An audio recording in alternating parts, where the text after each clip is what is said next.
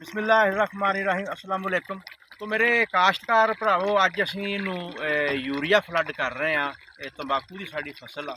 तो urea flood करने का मकसद ये है साडा कि अगर तुसीं चाहते हैं कि साडा तंबाकू पूरी तरह कड़वा होवे तो फिर तुसीं हर वीकण ते हर हफ्ते ते 25 किलो 25 kg यूरिया इसनूं तुसीं बाकायदगी दे नाल फ्लड करना।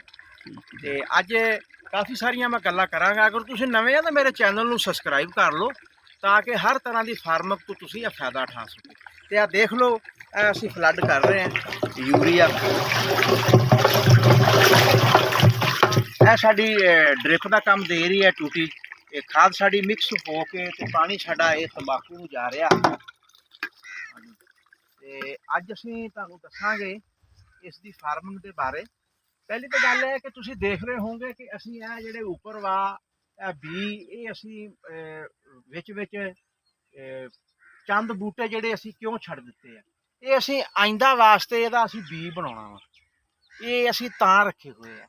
ते दूसरे जिहड़े असीं आ वो बकायदगी नाल 2 दफ़ा असीं इहदी नाल तुड़ाई कर दित्ती आ। ये तुड़ाई करनी बहुत जरूरी आ। जिस तरह ए तुसीं देखो कि इनू बिल्कुल असीं इस तरह तुड़ाई कर दी है सारे खेत की। तो ये असीं चंद बूटे रख ले आ, इहदा असीं बी बनावांगे। ते वीडियो बनाउण दा मकसद है कि मेरे वो काश्तकार जिहड़े तंबाकू की फार्मिंग करते आ वो हर हफ्ते 25 kg फी एकड़ के हिसाब नाल यूरिया जिहड़ा वा वो तुसीं फ्लड करना। ते हुण मैं तुहाडी मजीद गल करावांगा एक एक्सपर्ट बंदे नाल, ते वो भी तुहानूं दस्सूगा इहदे बारे मजीद कि तुसीं की करना। हाँ जी, मजीद ये ते दसो साढ़े जिमींदारां नूं।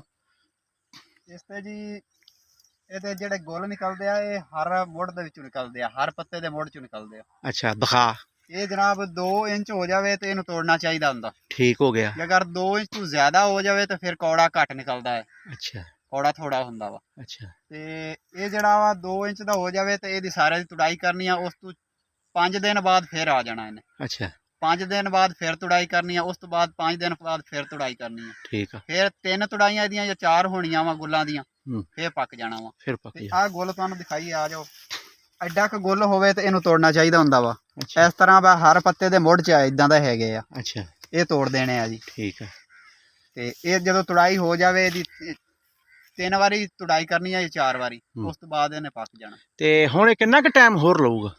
ਇਹਨਾਂ ਤਕਰੀਬਨ 20 ਕੁ ਦਿਨ ਲੈਣੇ ਆ ਹੋਰ। 20 2 ਦਿਨ। ਤੁੜਾਈਆਂ ਕਰਨੀਆਂ ਯਾਨੀ। ठीक हो गया। 2 ਤੁੜਾਈਆਂ ਕਰਕੇ ਜਦੋਂ ਤੀਜੀ ਤੇ ਆਇਆ ਉਦੋਂ ਇਹਨੂੰ ਯਾਨੀ ਵੱਢ ਲੈਣਾ ਵਾ। ਵੱਢ ਲੈਣਾ। ਚਲੋ ਮੇਰੇ ਨਾਜ਼ਰੀਨ, ਜਦੋਂ ਅਸੀਂ ਵੱਢਾਂਗੇ ਨਾ ਉਦੋਂ ਵੀ ਅਸੀਂ ਤੁਹਾਡੇ ਨਾਲ ਆਪਦਾ ਤਜਰਬਾ ਸ਼ੇਅਰ ਕਰਾਂਗੇ ਕਿ ਅਸੀਂ ਇਹਨੂੰ ਕਿੱਦਾਂ ਵੱਢ ਕੇ ਨੱਪਦੇ ਹਾਂ ਹਾਂਜੀ। ਤੇ ਫਿਰ ਅਸੀਂ ਇਹਦੇ ਰੱਸੇ ਕਿੱਦਾਂ ਵੱਟਦੇ ਹਾਂ ਤੇ ਇਸ ਸਾਡੇ 2 ਕਨਾਲ ਦੇ ਵਿੱਚੋਂ ਕਿੰਨੇ ਰੱਸੇ ਨਿਕਲਦੇ ਆ ਤੇ ਤੰਬਾਕੂ ਸਾਡਾ ਜਿਹੜਾ ਇਹ ਕਿੰਨਾ ਕੁ ਕੜਵਾ ਵਾ। ਹੁਣ ਮਜ਼ੀਦ ਇਹ ਤੁਸੀਂ ਦੇਖ ਲਵੋ ਸਾਡੇ ਇਸ ਤੰਬਾਕੂ ਨੂੰ ਸਾਰੇ ਨੂੰ। ਤੇ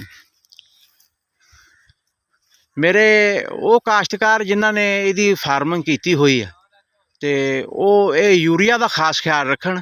ਹਰ ਹਫਤੇ ਯੂਰੀਆ ਨੂੰ ਫਲੱਡ ਕਰਨ ਤੇ ਇਨਸ਼ਾ ਅੱਲਾਹ ਤਾਲਾ ਇਹ ਕੌੜਾ ਤੰਬਾਕੂ ਹੋਊਗਾ। ਇਹਦੇ ਨਾਲ ਹੀ ਮੈਂ ਇਜਾਜ਼ਤ ਚਾਹੁੰਦਾ ਜੀ। ਅੱਲਾਹ ਹਾਫਿਜ਼।